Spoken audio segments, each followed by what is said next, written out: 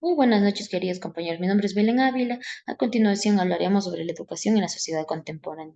En esta unidad abarcaremos los avances de la educación y cómo está ido tomando los diferentes rumbos a través del tiempo. También conoceremos las diferentes teorías de los pensadores.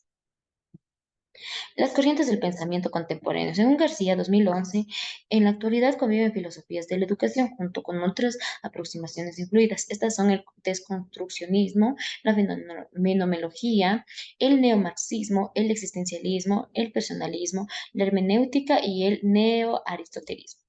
En la época contemporánea abarca desde finales del siglo XVIII. En esta comienza el desarrollo científico desmesurado, un nuevo concepto de producción industrial y el surgimiento del capitalismo. Gracias al liderismo de Hegel, la realidad puede ser conocida como el desarrollo sincrónico de la idea de un sistema filosófico. Aparece el cientifismo que ha llevado al pensamiento de que en la ciencia está el conocimiento.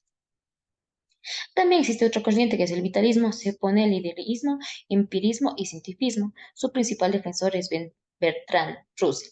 El pragmatismo es el que manifiesta la utilidad del conocimiento contrario a lo teórico. Acá aparecen figuras como Charles Peirce y William James. La fenomenología basa su tema en la esencia de los fenómenos. Su principal figura es Edmund Husserl y Max Scheler. El existencialismo trata de la problemática de la vida, se aleja de la realidad de las cosas y se centra en el ser humano, sus angustias y posibilidades. Sus principales personajes son Jean-Paul Sartre, entre otros. La escuela de Frankfurt. La teoría defiende la teoría crítica puesta a la teoría tradicional. Se opone a la especulación crítica a la razón. Sus principales exponentes son Theodor Adorno y Max Horner. La hermenéutica no es solo la interpretación del ser en el mundo como posibilidad de la comprensión, sino también de la comprensión de un ser en el mundo a través del lenguaje y de la comprensión de las experiencias del arte, de la expresión filosófica y la expresión histórica. Su principal exponente es Hans Gregors con su libro La verdad y método. También tenemos los posmodernos, que manifiestan que donde hay saber hay poder y apuestan por un multiculturalismo. Sus figuras aparecen son Gianni Vitiano, Jean-Francois, entre otros. El transhumanismo es un movimiento cultural, intercultural y científico que afirman que debemos tener el deber moral de mejorar las capacidades físicas y cognitivas de la especie humana. Las corrientes contemporáneas, según la educación desde el positivo, según Augusto, considera que mediante la educación era posible crear hábitos básicos del pensamiento, acción de la sociedad y de la sociedad que estaba necesitando. Según Karl Marx, surge el materialismo, que considera que la materia es lo principal, es decir, la economía es lo principal antes que la necesidad espiritual. La fenomenología como con Edmund Husserl en la educación desde lo fenomenológico como un proceso de formación del hombre. Desde una perspectiva holística, el niño aprende desde su cuerpo. Otro también es los herederos contemporáneos, que inician a mediados del siglo XVIII. Se caracteriza por la revolución de la fe en los hombres y la importancia del progreso humano. Otro de los pedagogos es Jan Petalowski.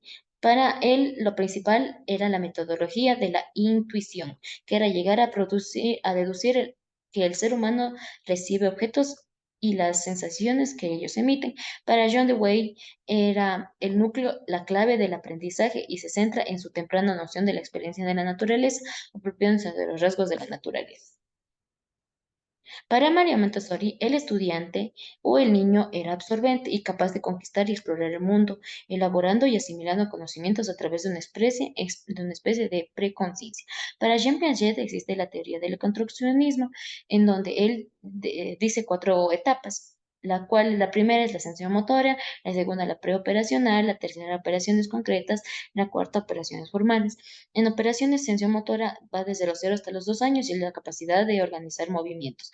La preoperacional va de los 2 a los 7 años y es el desarrollo del sistema simbólico de los juegos. Operaciones concretas va desde los 7 a los 11 años y es la resolución de los problemas de forma lógica. Y operaciones formales es desde los 11 años hasta la edad de adultez y es donde la persona puede asimilar o lidiar con situaciones abstractas.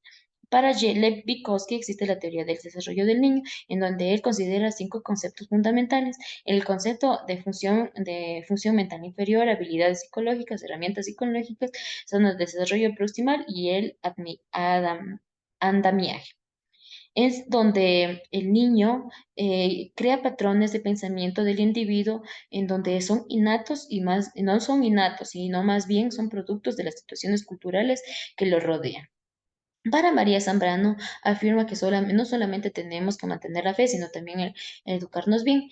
Para Zambrano, el maestro es el mediador del ser, que está dispuesto a escuchar y a facilitar las vías para el estudiante.